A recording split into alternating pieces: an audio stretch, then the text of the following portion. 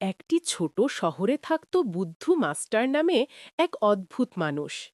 লোকেরা তাকে বুদ্ধু বলেই ডাকত, কারণ সে সব সময় সহজ কথা বলতো আর একটু অন্যরকম কাজ করত।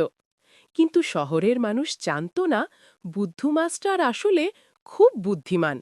শহরে আরেকজন লোক ছিল, তার নাম নজরুল। সে ছিল খুব লোভী এক ব্যবসায়ী। নজরুল সবসময় ভাবত কিভাবে কম দিয়ে বেশি লাভ করা যায়।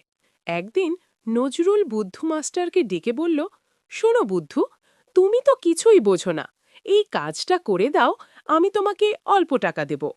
বুদ্ধু মাস্টার হেসে বলল, ঠিক আছে, কিন্তু আমার একটা শর্ত আছে। নজরুল জিজ্ঞেস করল, কি শর্ত?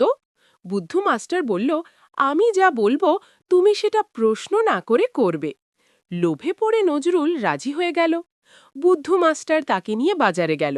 সবাই বলল, আজ থেকে নজরুল সৎভাবে ব্যবসা করবে। নজরুল লজ্জায় পড়ে গেল, কিন্তু লোকজনের সামনে কিছু বলতে পারল না। এরপর বুদ্ধ মাস্টার বলল যে সৎভাবে ব্যবসা করবে তার দোকানে সবাই যাবে। কয়েকদিনের মধ্যেই নজরুলের দোকানে ভিড় জমে গেল। নজরুল বুঝতে পারল সততাই আসল লাভ।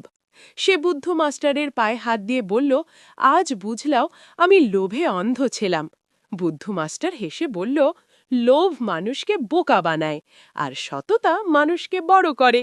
সেদিন থেকে শহরের সবাই বুদ্ধ মাস্টারকে আরও বেশি সম্মান করতে লাগল। লোভ সাময়িক লাভ দেয়, কিন্তু সততায় স্থায়ী সম্মান এনে দেয়।